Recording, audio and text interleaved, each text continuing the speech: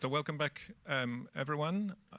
My name is Tim Gould. I'm the Chief Energy Economist of the International Energy Agency, and I have the great honor to facilitate this discussion on coal transitions. We had an excellent exchange just now on methane abatement, hoping for a similarly engaged and insightful discussion on coal, and I'm very confident that we will get one given the quality of the speakers that we have. As with the previous session, we have quite a number of speakers, so I would really encourage everyone to keep the discipline when it comes to the timing. But given we're just waiting for our first speaker, who is going to give us an overview of where we stand, I will just come in with a couple of observations about the role of coal in the global energy system. Second only to oil, if you look at the overall energy mix, 40% of global energy-related emissions. But the really distinctive element when you look at coal trends worldwide is the degree of concentration of coal use in a handful of countries in particular.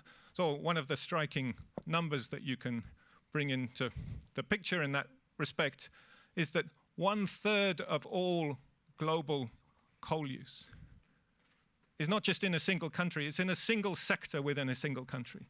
So that's in the power sector in China. And because of that degree of concentration, focusing on coal is sometimes not seen as a neutral choice, because it is seen to be focusing on a handful of countries. And I think we need to be aware of that as we have this discussion. There are other sources of emissions which also need to be addressed from the energy sector as we move through energy transitions. But we cannot escape the fact that coal is the most carbon intensive of the fuels. And if we were just to run the existing infrastructure that we have, the existing power plants, the existing coal-using industrial assets, if we run them in a way that would be consistent with typical operating lifetimes for those assets, we would already be generating enough emissions to push us over the threshold of a 1.5 degree stabilization in global average temperatures.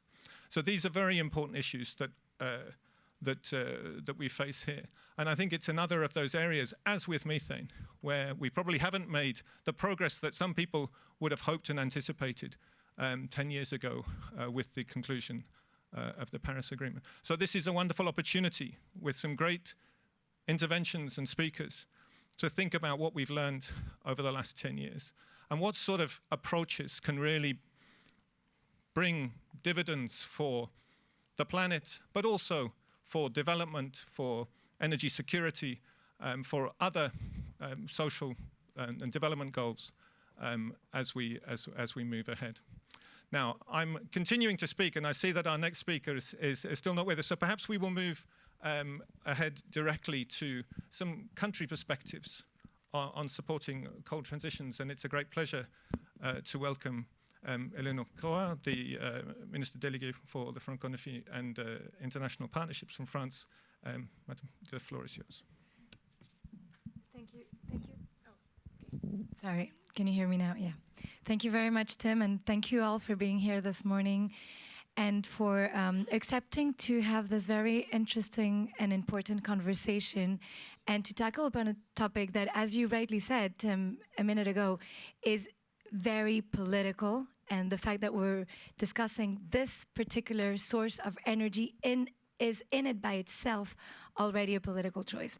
So I really appreciate that you've set the scene in that matter, because we have to have frank, honest, and inclusive conversations if we want to address these issues altogether. I will now turn to French as Minister of the Francophonie, so please apologize, but I know you all have translations. Mesdames et messieurs les ministres, mesdames et messieurs les ambassadeurs. Ladies and gentlemen, ministers, excellencies, ladies and gentlemen, it's a real honor to take part in these agreements only 2 weeks after being appointed minister, because it's France's ambition to fight global warming and its effects, devastating effects. It's one of our pillars of international partnerships that I am in charge of as a minister delegate. And 10 years after the Paris Agreement, the world has made a lot of progress. I'm going to start with the good news, because we do need to hear a few elements of good news. Today, coal accounts for 30% of global warming, and for the first time has been overcome by renewable energies. And it's important to mention it. These renewable energies are now more competitive and safer in almost all contexts and almost in all countries, and figures have produced that. The production of power from coal has decreased by 55%, and we're at the lowest level in 50 years' time, which is a good thing over the same period of time. Power production from coal has reduced by 2/3 in OECD countries. Demeurent insuffisants, car nous le savons, et ça a été rappelé, la consommation globale de charbon continue d'augmenter, et la science est sans appel. Si nous voulons préserver l'objectif de 1,5 de l'accord de Paris, nous devons aller beaucoup, mais beaucoup plus vite et beaucoup plus loin. L'utilisation de centrales existantes jusqu'à la fin de leur cycle de vie suffirait à nous faire dépasser le seuil, donc nos objectifs, et la sortie du charbon doit constituer la première étape de la sortie progressive des énergies fossiles que nous avons collectivement décidé, parce que c'était vraiment un engagement collectif, à la COP 28 en 2023. La France en a fait une priorité politique et une priorité diplomatique. Couplée au développement des énergies renouvelables, la sortie du charbon est un axe structurant de nos investissements solidaires. Nous savons que c'est difficile, notre propre expérience nous l'a appris et nous sommes très humbles sur le sujet, alors que nous sommes sur le point d'achever la sortie du charbon de la France. C'est le cas dans les pays de développement, confrontés à un triple défi: répondre à une demande énergétique croissante, améliorer l'accès à l'énergie et minimiser l'impact des transitions pour les communautés qui sont dépendantes au charbon. Et d'ailleurs, les systèmes énergétiques sont souvent très complexes et différents d'un pays à l'autre, donc on ne peut pas, there's no one size fits all. Dans la matière, il faut le savoir, et il faut aussi savoir d'où on parle pour évidemment trouver des solutions qui soient réelles, concrètes et applicables. C'est pour cette raison que la France a lancé le Coal Transition Accelerator à la COP 28 pour identifier les solutions concrètes et adaptées justement à ces contextes différents. Et cette coalition s'inscrit dans l'esprit du pacte pour la prospérité, les peuples et la planète, le fameux agenda 4P, qui porte une conviction très simple, mais que j'aimerais rappeler ici devant vous, c'est que aucun pays ne devrait choisir entre la lutte contre la pauvreté et la lutte contre le changement climatique. Et ça doit être véritablement notre boussole dans toutes les actions que nous entreprenons, et en particulier lorsque nous parlons de sortir du charbon. Nous sommes donc fiers de coprésider cette initiative avec l'Indonésie. Depuis 2 ans, cette initiative rassemble l'ensemble des acteurs pertinents pour accélérer le développement de projets de retrait anticipé des centrales à charbon, que ce soit les gouvernements, les banques multilatérales de développement, les institutions financières, mais aussi les philanthropies, le secteur privé. Et nous allons publier de nouveaux rapports à la COP 30, dont les conclusions sont claires. Pas de spoiler, mais je vous le dis quand même déjà. Des solutions existent, elles sont concrètes, réalistes, et elles commencent d'ailleurs déjà à être mises en œuvre, que ce soit en Asie du Sud-Est, mais aussi en Amérique du Sud. Nous devons évidemment accélérer leur développement au niveau de l'échelle, scale it up, et nous sommes prêts à travailler avec tous les pays et tous les acteurs qui continuent de souhaiter avancer sur ce chemin. Avec ses partenaires, la France agit déjà sur le terrain, en particulier à travers les partenariats pour une transition énergétique juste que nous avons noués avec l'Afrique du Sud, l'Indonésie, encore vous, monsieur, le Vietnam et le Sénégal.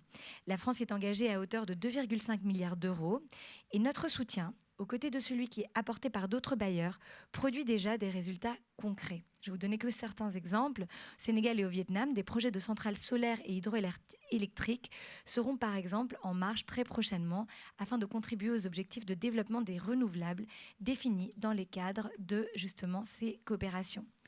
N'oublions pas la dimension juste de la transition, car encore une fois, il ne faut surtout pas opposer développement économique et climat. Et je vous le disais, ça doit être notre boussole. En Afrique du Sud, nous soutenons ainsi la diversification économique et l'accès à l'électricité dans les régions historiquement dépendantes au charbon, afin que la transition énergétique s'accompagne de la résorption des inégalités. Notre action ne se limite évidemment pas à l'Afrique du Sud, au Vietnam, à l'Indonésie et au Sénégal. So, of course, this is not for Colombia. We're talking about South America and Latin America. In the room, it's very important for me. The first power plant, solar power plant, was inaugurated in 2024 with the support of a French development agency, and provides power to 130 1,000 users and then reduces by thousands of tons the emissions. So our policy based on a partnership or several partnerships in a coalition is our motto. In France, we want to act collectively, drawing our inspiration from different experiences, and we want to develop innovative solutions to speed up our transition. That's the whole point of our discussions today. Exiting coal does not mean only reducing emissions, but it's a good opportunity for our economies and for the good health of our people and for a fair climate transition. So more than ever before, it's a political choice, and it's a choice for our civilizations. So, ladies and gentlemen, France is going to continue carrying or heralding this idea, and in particular the upcoming COP30 in Belém, Brazil. And wherever an energy transition needs to be just accelerated, and we do not have any choice, and we cannot go back. So we cannot wait anymore, and we need to act more than ever before, and act together. Thank you for your attention. Thank you so much, Madam Minister. I think you've laid out some of the themes, some of the key points that I'm sure we'll pick up in the discussion. I'd like to pass the floor now to Ruth Davis, the Special Representative for Nature from the United Kingdom, a country which has real, also practical experience of the transition away from coal. And Dame Davis, you have the floor. Thank you very much. Very nice to be here in this second round table. I must say, it's really excellent that the forum has chosen this way of approaching things to really tackle some of the difficult and most gnarly issues on the table. I really appreciate the way that that's been done. Thank you very much for that. I'm here as the UK's nature envoy, which might be slightly strange when we're having a conversation about coal, but I should probably remind myself that I actually spent in a previous part of my life many years campaigning and working on issues around the coal phase out in the UK. And if I reflect a little on that before telling you some of the things that the UK is hoping that we might secure from the conversation at COP30, I think what I personally learned from that is that this is necessary, is possible, but it's very difficult. And it involves a complex set of challenges that are, some part of them are technical, some part of them are about the political economy, some part of them are simply about politics. And for no country is this an easy process, and we shouldn't imagine it is. And whilst we continue to work with our colleagues and our friends and our partners around the world to support the transition from coal, because we're so convinced that it is both necessary and possible, it is so clear that the only way in which it is feasible to have those conversations is based on a deep understanding of the challenges faced by individual countries as they attempt to move forward in this transition. And I think you highlighted that. My colleague from France also highlighted that. So I just want to reinforce that this is a difficult, challenging thing, and we want to be there alongside and supporting our partners in every effort that they make in this area. This is clearly why the UK has, along with many parts of the international community, focused on coal as a critical issue since the signing of the Paris Agreement, and it's why we have co-led the Powering Past Coal Alliance with Canada since 2017. The baseline, the scientific baseline, is that we know that further action to phase out coal power is one of the most critical steps that can be taken to implement the global stocktake and to keep 1.5 in reach. We can't do that without action on coal. We finally closed our last coal power plant last year.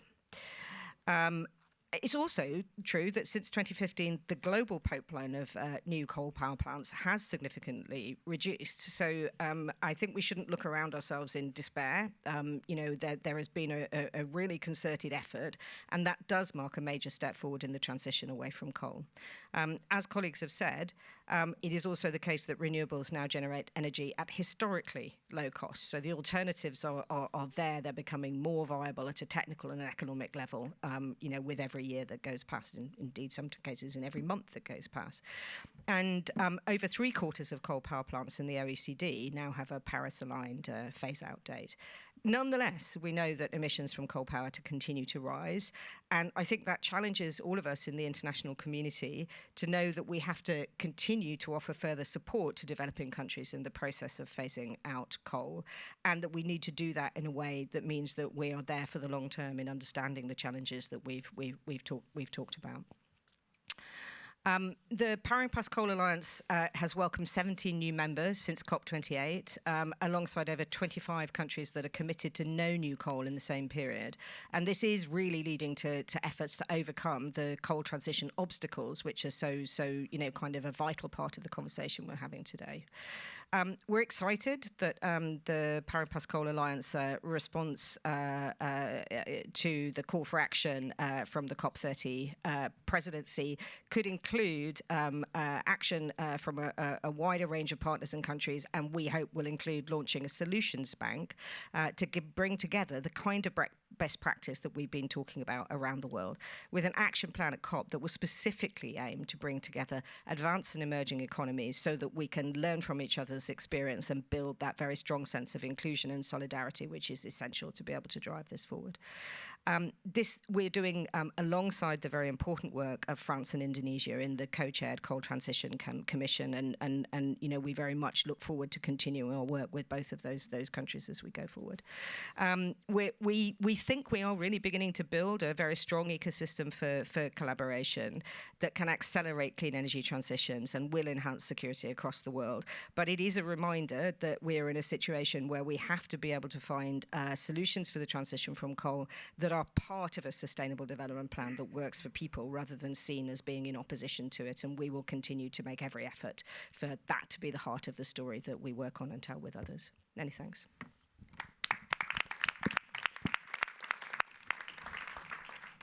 Thank you very much indeed for those thoughts. You mentioned the importance of having that deep understanding of national perspectives on this issue.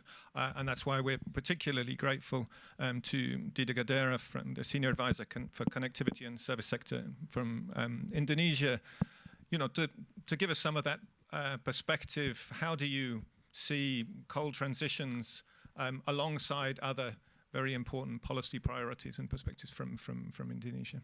The floor is yours, sir. Yeah, thank you, Tim. Good afternoon, Her Excellencies, distinguished speakers and participants. First of all, I would like to convey our appreciation to the opportunity to participate in this important roundtable. We believe that what we are discussing serves a crucial purpose as we stand the critical standpoint of collectively move forward to achieving 1.5 target.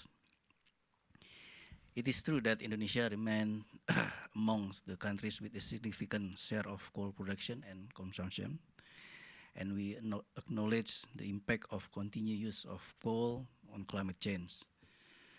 At the same time, we realize that Indonesia has strong historical ties of coal production, especially in coal-producing regions such as Kalimantan and Sumatra. This is why we need to carefully consider how to transition away from coal in a manner that is equitable and mindful of communities whose livelihood depend on these sectors. Since the Paris Agreement 10 years ago, we have seen the progress in decarbonizing our economy. Our policy framework and institutional capacity for energy transition is becoming more comprehensive and robust. More investment are channeled to green economy, and we have made energy security as a strategic pillar of our long-term national development agenda. Indonesia's strategy is focused on gradual transition and diversification of energy mix. A gradual transition is particularly important because we must ensure that transition does not compromise energy access for our people and industries. This means establishing a clear roadmap on coal transition, accompanied by the scale-up of dispatchable renewable energy such as hydro, geothermal, and biomass, to replace coal as a base load power. In parallel, we are accelerating the adoption of variable renewable energy such as solar and wind, with smart grid, battery energy storage system, and flexible generation. To this end, with the 2025-2034 period, we aim to add around 70 gigawatts of generation capacity, 76% of which will come from new and renewable energy, and energy storage system. Such development will boost renewable energy share by 2.5-fold to 34% in 2034. We are also scaling up renewable energy supply chains, for example, battery production, to meet both domestic and international market demands. We welcome private sector involvement to boost clean energy supply chain and to support job creation in Indonesia. We also acknowledge that in the future, Indonesia economy and energy demand continues to grow. There is a possibility that energy supply cannot meet the demand. This thinking is critical to shape the future of Indonesia energy system. Indonesia continues to invest in energy efficiency and electrification to ensure that the future growth in energy demand can be met sustainably. These government-led efforts are not taken in isolation. We are actively partnering with our international partner, one of which is through JETP, Just Energy Transition Partnership. JETP reflects a shared commitment between the government of Indonesia and the international partner groups, and to mobilize around $20 billion financial resources for a just energy transition. To date, $3 billion has been approved for the implementation. This includes 4 flagship projects to develop floating solar PV, mass rapid transit infrastructure, and geothermal power plant. Additionally, Indonesia is honored to co-chair the Coal Transition Commission with the government of France. The CTC was launched by French President Macron at COP28 in partnership with the French and Indonesian government, and is one of the 3 pillars of Coal Transition Accelerator, a part of Powering Pasco Alliance. We deeply value our cooperation with French government and the PCA in advancing practical policy and financing roadmaps for coal phase down.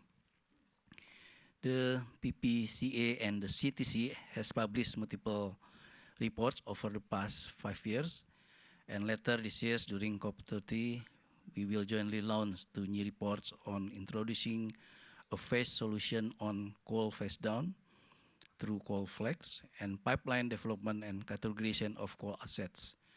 These international partnerships are crucial for us to exchange knowledge, build capacity, and mobilize financing for a secure and affordable energy transition. In this regard, Indonesia welcomes further cooperation through bilateral and multilateral means, as well as with international development partners, to ensure a secure and affordable energy transition. Thank you.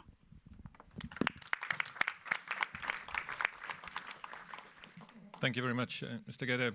Also for reminding us that in a country context like Indonesia, if you're talking about phasing down coal, you need to be scaling up something else and scaling it up very rapidly.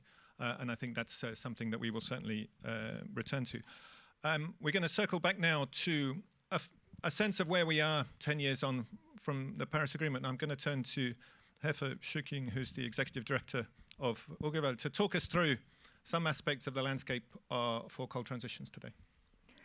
Yeah, thank you very much. So Urgewald's specialty is data, and our most popular database is the Global Coal Exit List, the GCEL as we call it. And it covers over 1,500 companies operating along the thermal coal value chain, and is used by hundreds of financial institutions today, as well as many European regulatory and supervisory authorities. So starting from the data, if we look back 10 years, December 2015, we see that the world's coal plant fleet has actually grown by 247 gigawatts since then. And just to put that into perspective, that's basically the equivalent of India's currently operating coal plant fleet. And according to companies' announcements, there are still 680 gigawatts that companies on our database would like to build. To accelerate the phase out of coal, we need to stop building new coal. It's very simple. This is an important part of the equation. And of course, we also need to significantly increase the number, or ramp up the number of coal plants being retired. In case you're wondering how much coal-fired capacity was retired last year, it was 27 gigawatt worldwide. To phase coal out of global electricity systems by 2040, we would have to be actually retiring around 140 gigawatt each year. But even the retirement will not necessarily solve our emissions problem, because what we see is that in places where coal plants are being retired, they're very often being replaced with fossil gas. And depending on where that gas is coming from and how much methane is leaked along the way, gas-fired power can be just as emissions heavy as coal plants. So I think we would do ourselves a big favor if we were actually not just talking about the retirement of coal, but if we were talking about the replacement of coal with renewables. That would save us a long fossil detour. The other point that I want to make is that, I mean, we're focusing here on coal power, but coal isn't just burned in power plants. 13% of global coal production is actually used for steel making. And I mean, the technology is there to produce coal-free steel, but most steel companies are still dragging their feet when it comes to a transformation. The other really worrying trend that we see in the new edition of our database that actually just came out last week is that there's an increasing build out of coal to chemical facilities. And here coal is typically, it's converted to gas and then turned into various products like urea, ammonia, olefins, methanol, and this is basically the absolute worst thing you can do with coal. This is worse than burning it in a coal power plant. It generates more greenhouse gas emissions, many more. The other thing about these industries, the coal to chemicals industry, is that it's being subsidized and it's really being pushed heavily in certain countries, especially China, India, and Indonesia. And it's it's exempted from the national decarbonization goals in these countries, and it's really being subsidized. I mean, the Indian government, for example, for the sale of new coal mining blocks in the country, there's a 50% subsidy if you promise to gasify at least 10% of the extracted coal. I mean, this is really worrying. This is like a completely new use case coming up. And so my message here is that, you know, we want solve the coal problem only by looking at coal power. We actually also have to deal with other parts of the industry, with the coal mining industry, basically with all industries that are using coal as a feedstock. And my last point is, it's probably obvious, but I do think we have to remind ourselves that all of the coal power infrastructure we are now desperately trying to retire, it was financed by someone. And all of the companies that still plan to develop new coal mines, new coal power plants, new other new coal assets, they are backed by banks, insurers, and investors.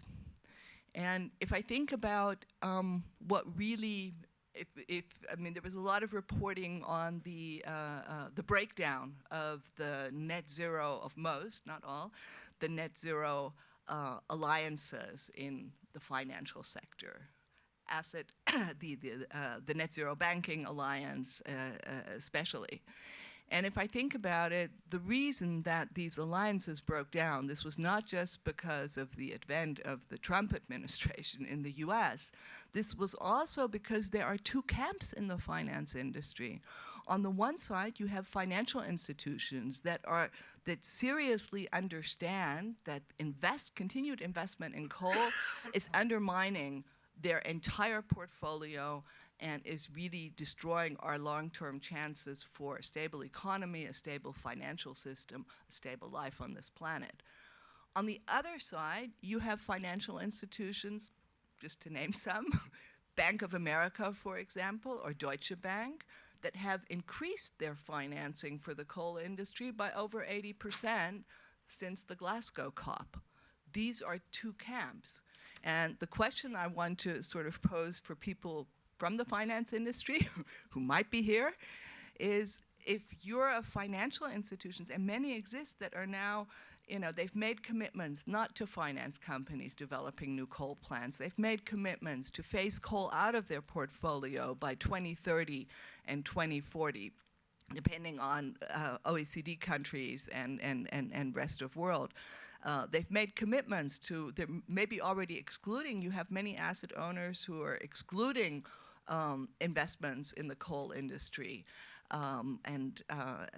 If companies have over 5% coal share of revenue, 10% coal share of revenue, my question is, should those financial institutions actually still be buying bonds of banks like Deutsche Bank, Bank of America, JP Morgan Chase, that are the key arrangers of finance that is still flowing in this direction? And my last sort of thing that I want to point out, the other question is the regulators. This is where something could really happen. If regulators started to act and not just monitor financial flows that really are undermining our chances to stay anywhere near close to 1.5, because as long as finance keeps flowing, temperatures are going to keep rising. Thank you.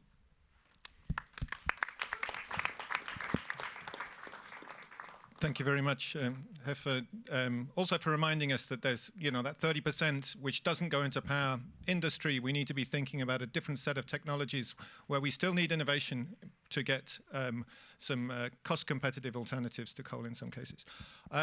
We're now going to turn to some of the financial mechanisms and tools that we have to support coal transitions.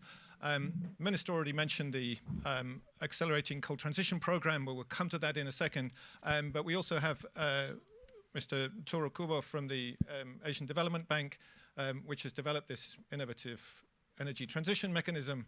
And over to you, sir, to tell us more about it. Yeah, thank you very much, Tim, and Excellencies, distinguished participants, ladies and gentlemen. Good morning, and thank you for having me here. I've been asked to share the lessons learned from the ETM, and we have many teams in the country offices embedded. We have people seconded to within governments, policymakers, regulators. We've actually covered the costs of Energy Transition Secretariats, JETP Secretariat in Indonesia. So there's a lot, but time is limited, so maybe I'll go through those very quickly. But I think the special representative from UK already said that it is very hard in reality. And I think we have to stare at that, and we have to be very serious. These have to be genuine partnerships, and the minister from France already mentioned this about ensuring energy access. It's not a trade-off. It cannot be a trade-off. The only way to do this is that it is country-owned. It has to be done the country way, at their pace, what makes sense for the communities, people, and the businesses. So that's in a nutshell what we've been focusing on. Just to be clear, ETM is not an ADB idea. It was published under the World Economic Forum. There's a gentleman by the name of Don Kanak. Previously, he was with the Prudential Group. Powering Past Coal Alliance actually debated about this, discussed about this. It was published in 2018. In 2020, just as the first wave of COVID was subsiding, ADB was asked, well, it sounds great in theory. It's a financial mechanism, so it's blended finance. If you're able to reduce the cost of capital for sponsors and financiers by 4 percentage points, from a 30-year power purchase agreement, you can roughly reduce the time needed to run the coal power plant by 7 years. If you have a carbon price of $12 to $13 per ton, that's going to shorten by another 7 years. So that's half of the required period to recover on that investment. So the companies, can recover the expected net present value. But the request to ADB was, you operate, you support the grid and clean energy. Does it really work? Can you support on real feasibility studies investable in these countries? And so we started supporting Indonesia, Vietnam, and the Philippines, and now expanded to Cambodia, Kazakhstan, Pakistan. By the way, Cambodia is a beautiful story, but I don't have time for that. But 7 key things, just rapid fire. So coal plants rarely retire naturally, especially, as Tim, you said, in growth environments. So Indonesia, anywhere between 4.5% to 7% power demand growth. Philippines also 6%. In Vietnam, double-digit growth annually in power demand growth. How can you even bring up the idea of retiring a fully functional, sunk cost, it's just a fuel cost and operating cost, a power plant when they cannot invest enough, don't have the capital to match the growth in power demand? Europe has been flat, and recently it's been 1.5 to 2% growth. But it's a totally different environment. Also, the grids are fragmented. Java, you had a power outage in one of the transmission lines. Well, Jakarta, the greater area, went blackout, a complete blackout for 3 days. It took 1 week to recover. The power plants are not fungible. So there was a lot of, you should do this, you should do that, and it doesn't work. You have to invest in truly understanding the constraints, the regulations that was mentioned earlier, and the real vested interests to support in that transition. So genuine engagement is essential. Countries do want to transition. That's the good news. There's a lot of interest in this. And from Indonesia, from Azerbaijan last year, we were told, even from the big power players, they said they do not want to leave a sunset industry to future generations. They're investing in education to diversify. They want to leave that growth economy, but we have to look, as already mentioned, energy security, affordability, and the real people. The politics and policy can shift very, very rapidly. We have to be nimble. And because there is that political economy in the politics, and also with the state-owned enterprises, many of the Asia, the power systems, they have big SOEs, state-owned enterprises. They are held responsible. People are not fired for not reducing carbon emissions. People are fired when there are blackouts, when they do not deliver power to their customers. So how do we support them? Well, they need the sign-off from their ministers. And when the ministers change, that's hard to do. So it's reset, reset, reset every time. So I'll just wrap up. The partnerships that we see, and it's going on, and they're genuine. And they have to really adapt very quickly. It's not about fixing what we should do, but it is supporting the countries to do what they think makes sense at the time when the stars are aligned at the commercial level and the political level and for the people. And so we have a partnership trust fund. It's Japan, New Zealand, and Germany supporting that. We're very grateful for CIF. Matthew will talk after, but the CIF Act with the G7 supporting that. CIF is very flexible in adjusting when needed. And there's a new partnership, Traction, which is transaction credits. We have to send that price signal. It's hard to have coal retirement for carbon markets because many people don't want to get into it because it's coal. But we have to look at this as a positive investment and create a commodity for that. Thank you. Thank you very much, Tony. Lots of very interesting perspectives there. But we'll go straight on immediately to you mentioned ACT, and so I would like to talk Mathieu Pegon from CIF to give us some perspectives on how that has evolved. What have been the learnings also from that process? Thanks, Tim. Madame la Ministre, Excellencies, good morning, everyone. I used to come to this museum as a kid when I was visiting my grandparents in Paris, so it's bringing on a lot of tender moment, and I was actually discussing 2 days ago with my 95-year-old grandmother what I would be doing here today with you. So in a nutshell, and echoing what has been told today in the room, transforming energy system is and must be a path to climate action and economic resilience. There's no way without it. Coal is the single largest source of human GHG emission worldwide. Transitioning away from coal also makes economic sense. It can build shared prosperity and safeguard energy system stability. And so effectively, we're facing three challenges when we're talking about coal transition. One, we need a just transition for workers and communities. That includes reskilling, social protection, and inclusion. Two, we need policy reform that create an enabling environment to effect the closure of those plants, but also to support replacement energy generation. And three, we need infrastructure transformation, scale up renewable energy generation, financing, grid optimization, and ultimately shut down those coal-fired plants. For those who don't know us, SIF is a multilateral climate fund of $13 billion US. It's funded primarily by countries' government, including France and the UK. For every SIF dollar that we invest in project, we receive $10 of co-financing. And we've been quite successful in the past 17 years in effecting the transition towards renewable energy. And nowadays, we're sort of tackling the next frontier, whether it's coal phase out, but also industry decarbonization, as you've been mentioning.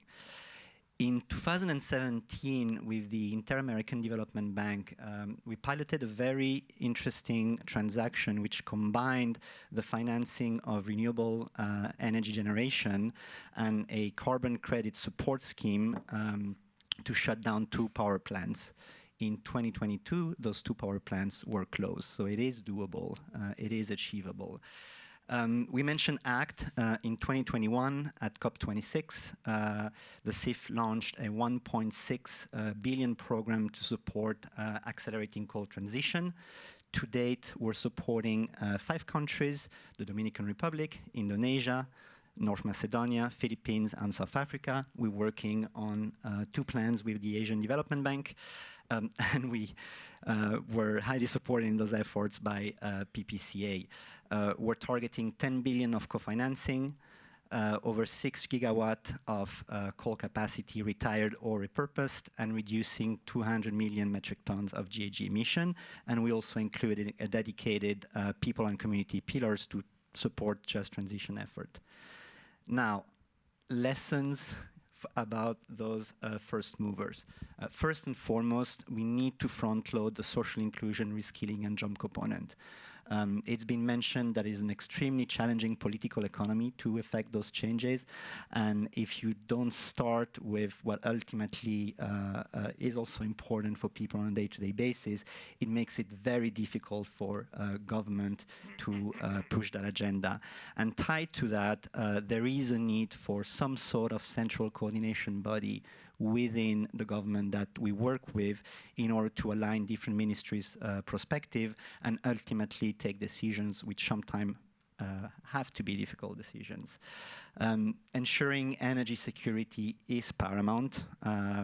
Paolo already touched on that. And this not only include investing in clean energy replacement, but also optimizing grid. And we've seen that in countries that have been on the forefront of the energy transition. It's not just about energy capacity, it's also about optimization of the grid. And finally, the monetization of coal plant closure through innovative mechanisms such as carbon credit, they do improve the economics of the trade, and they might be just enough to reach that tipping point and make the transition sustainable, and also be used as a source of funding to fund social inclusion. In terms of next steps, over the course of this year, our board have taken a couple of decisions. The first one is that we're increasing the flexibility of existing and future investment plans so that up to 40% of the resources we're providing can be used to recalibrate investment pipeline, and that includes electricity grid optimization and coal transition credit. And we've couple of weeks ago began looking at carbon credit methodologies with the Asian Development Bank in the midst of our Philippine investment plan. Two, our board approved a 1 billion allocation for a clean technology rapid response window that supports different initiatives of the fund. And as part of this programming exercise, we've been working with MDB's partners, again, including the ADB, to build a pipeline of transition credit projects that basically seek to use climate finance, to bridge carbon finance. And those include structures such as warehousing facilities or carbon price guarantee mechanism that can lead to a market that is self-sustainable and that ultimately can support the transition. And so to wrap up, done equitably, transforming energy system can drive prosperity for everyone, where everyone can access the benefit of climate finance. Thank you. Thank you very much indeed, Mathieu. We have a sort of concluding block of 4 speakers who are going to take different perspectives on the issues that have been raised. And the first of those is Susanti Sosaurus, who's Executive Director of a climate foundation in Indonesia. And I'm particularly interested to hear from you, what sort of arguments are you making that really get traction in an Indonesian context that we've heard about already? The floor is yours. Thank you, Excellencies, ladies and gentlemen. Thank you, and it's an honor to share Indonesia's perspective, adding to the insights from Mr. Dida Gardera. I'm representing Vira INB. We are a climate foundation, and we envision a net zero society by mid-century, underpinned by an equitable and regenerative economy. And for us, efforts to reduce emissions, including from coal, and transform the economy are deeply interconnected. And so we are not looking at the emission figures only, but also on coal, for instance, we know that it represents 3.6% of Indonesia's GDP, so that's quite big. And coal companies ranked second after financial institutions for profitability in the Indonesia capital market. And we know that now the problem on coal has shifted from the power sector, from the utility to captive power. Recently, captive coal power has expanded alongside the growth of mineral processing capacity. And so in 2024, it exceeds 15 gigawatt, and if the trend continues, so it might be double by 2031. And so it is indeed increasing challenge, but we look at this not just a challenge, but also an opportunity for transformation. The coal transition is not only about the power sector, it also tied to industrial decarbonization and broader economic transformation at national level and in coal-producing provinces.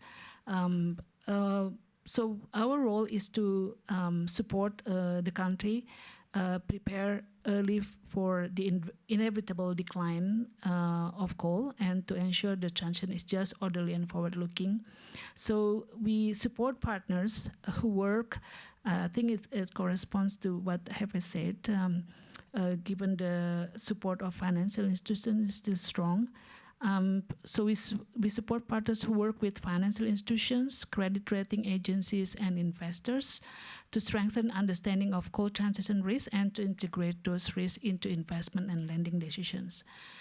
We have also partners who collaborate with Ministry of Industry and corporates to develop strategies for diversification and phased transition, enabling a shift toward cleaner technologies and more resilient business models. And at the same time, we advocate for green industrialization, developing industries that generate greater economic and social value than coal ever did, and so also building on our mineral wealth. So this includes building Indonesia's competitiveness in renewable energy, electric mobility, and clean manufacturing. which can create quality jobs and enhance economic resilience across the country. And we now have the government with ambition on increasing renewables, 75 gigawatt to replace coal, and also adding 100 gigawatt of solar beyond utility. And this all a new big challenge for Indonesia. And it's important also to look at these problems, coal and renewables, beyond the utility. There are a lot of opportunities because Indonesia is also archipelago, and there are so many areas that still remote, and not properly served by the power company. And so we are working with partners who also work at the subnational levels. It is, in terms of action, coal, often we talk about national level policy making and utility companies, but also important to engage the subnational, the regions. And so in closing, the coal transition is not simply about closing mines or decommissioning power plants. For us, it's also opening new possibilities and transforming risk into opportunity and ensuring that the next decades we will have a stronger, fairer, low carbon economy that works for everyone. Thank you.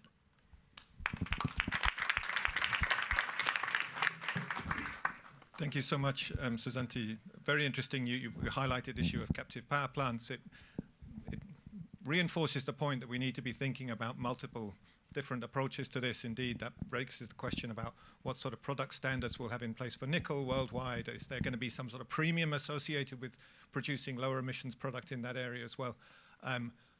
But we move on to Julia Skorupska. We've heard plenty about the PPCA. And you've heard the intervention so far. So what, from your perspective, how do you perceive the ingredients of a successful coal transition 10 years on from Paris?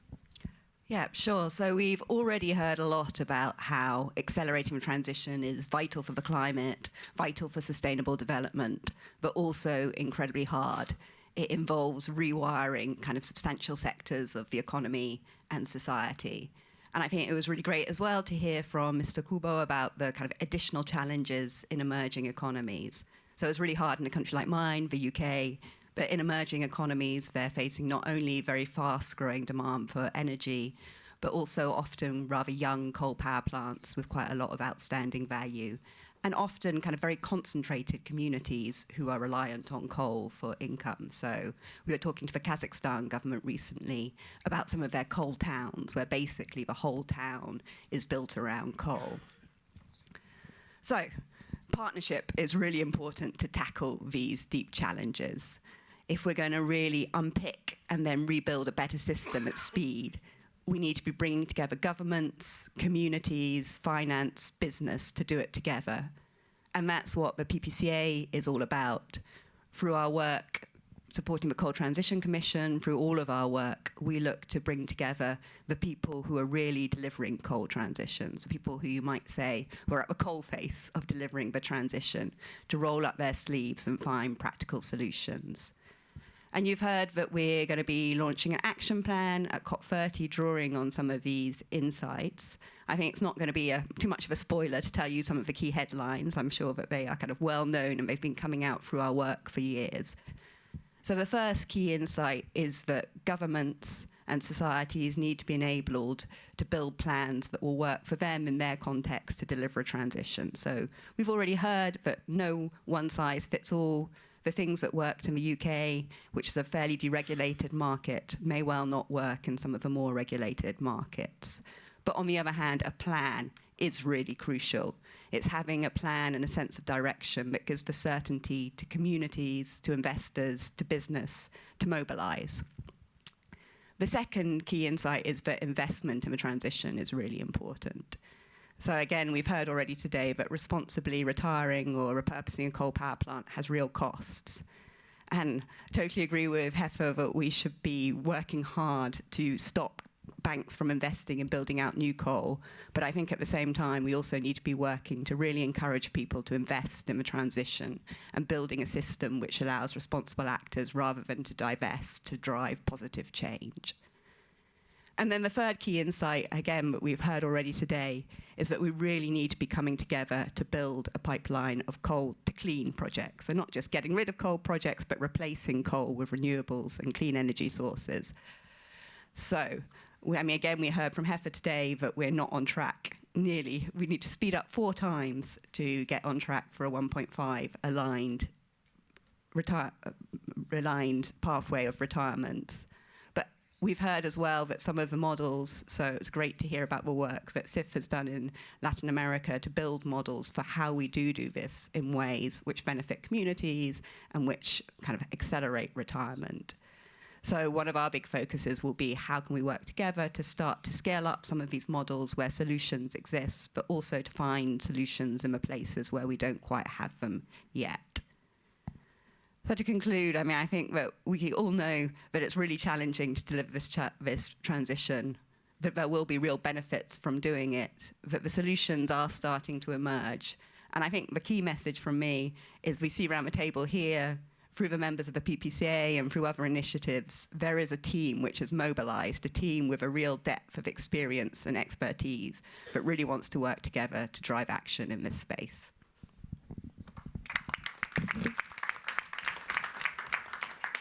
Thank you so much, Julia. I think we're going to switch the last 2. Apologies to Marlo, but we've had a number of mentions of finance, and it'd be great to get a perspective from Jérôme Granier, who is the CEO of Generali France. How to manage some of the issues that have arisen, these coal exclusion policies. What's the perspective from your side? Thank you.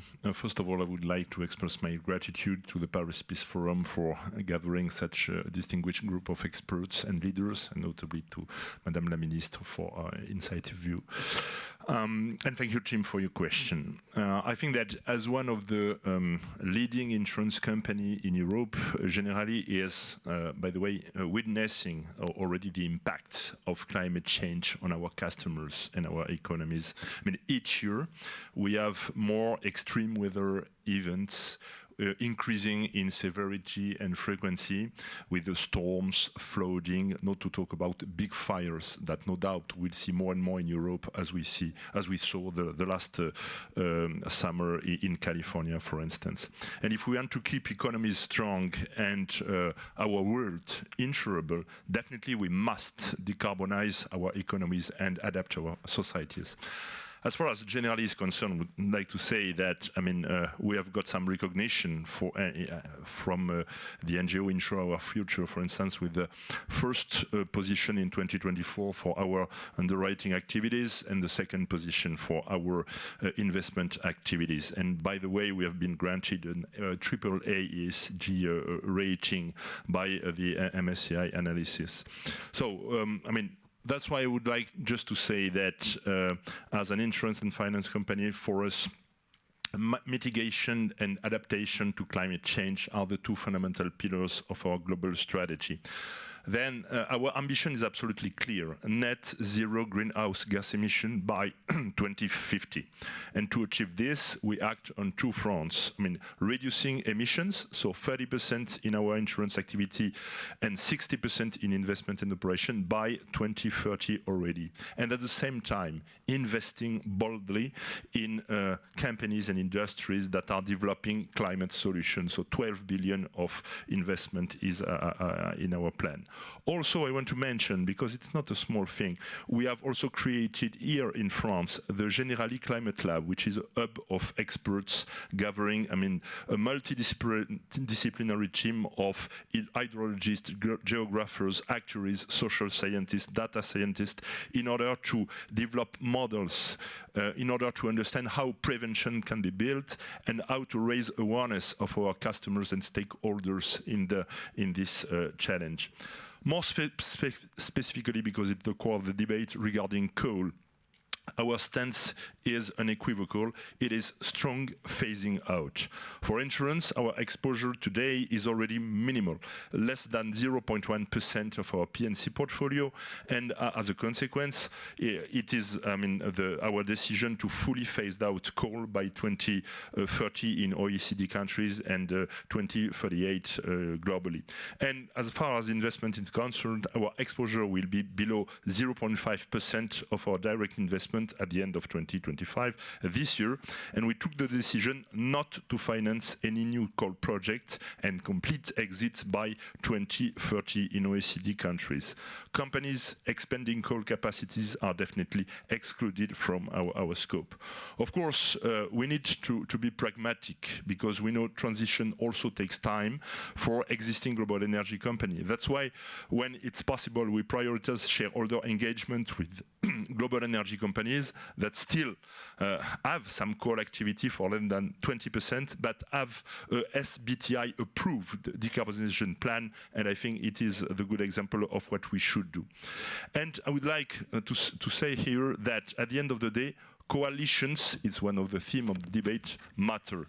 In 2025 already we participated in the Paris Pledge for Action to bring together private sector actors willing to contribute to the implementation of the COP21. 10 years later, we are one of the big insurers that still remain in the FIT, the Forum of Insurance Transition, which is the late Net Zero Insurance Alliance. And I want to highlight it because some of our competitors didn't do the same. And we are part of the Net Zero Asset Owner Alliance. Also with our Climate Hub, we want to develop at European level the initiatives I was describing a moment before. I want also to highlight that all this theme, consistency matters. A global energy policy is not always about finance, which is only one piece.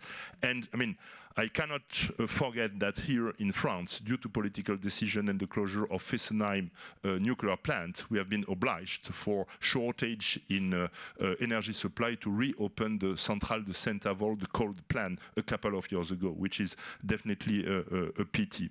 So in a conclusion, as an insurer, our mission is clear. We have to enable a green and just transition.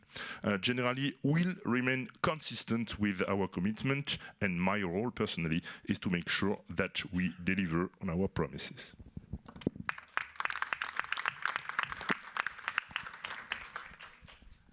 Thank you very much indeed. Our final perspective comes from Milo McBride, who's a senior fellow and director at the Carnegie Endowment.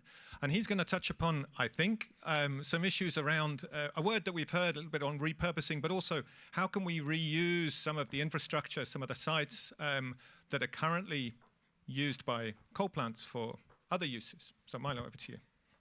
Thank you, Tim, and merci, Delphine. As some countries are continuing to build out coal capacity, other companies and countries are looking at how to pioneer the decommissioning of these existing assets and reutilize both the land adjacent to it and the existing infrastructure to build on-site clean energy hubs.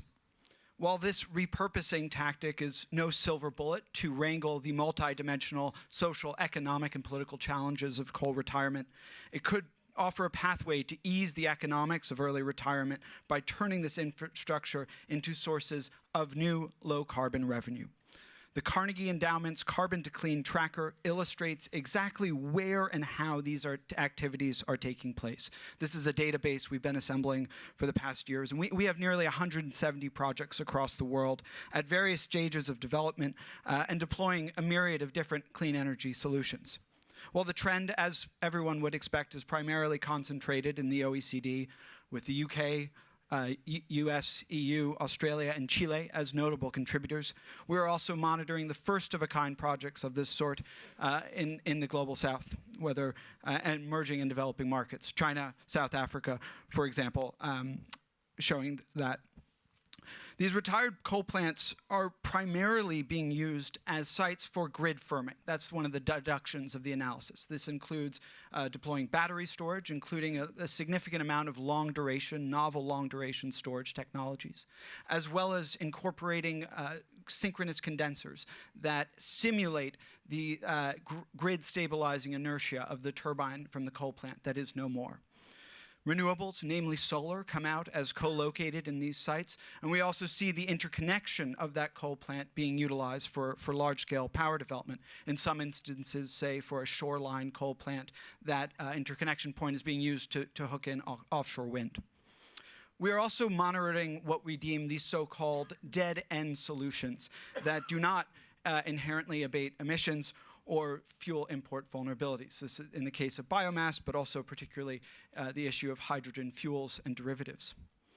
And building on the essential momentum of coal retirement laid out in the Paris Agreement, repurposing could offer a novel continuation of these efforts, not just to deploy the increasingly cost-effective clean energy technologies of today, but as testbeds to deploy novel solutions, long-duration batteries mentioned, but also next-generation nuclear systems. And with every forthcoming coal shutdown is an opportunity to use that site to build clean, non-import dependent power and grid firming technologies. And to conclude with the ethos of international relations, there's ample opportunity for jurisdictions successfully repurposing their fleet, Australia, Chile, UK, the state of Illinois in the US, to diffuse their know-how and lessons learned to those keen to follow suit. Thank you. Well, thank you so much, Milo. Thank you very much to the Minister, to all our very distinguished panel of speakers. I will make no attempt to sum up, only to say that I think one of the common themes of our discussion today has been that coal transitions are really about much more than coal. It's about finding replacements for all the services that coal provides to energy systems, but more so than I think any other energy source. Coal transitions are also about people, about communities, and thinking through that aspect of it is incredibly important as well. Thank you so much for all of these very valuable contributions. Thank you to everyone who's been listening in, and I think we now break. Thanks very much.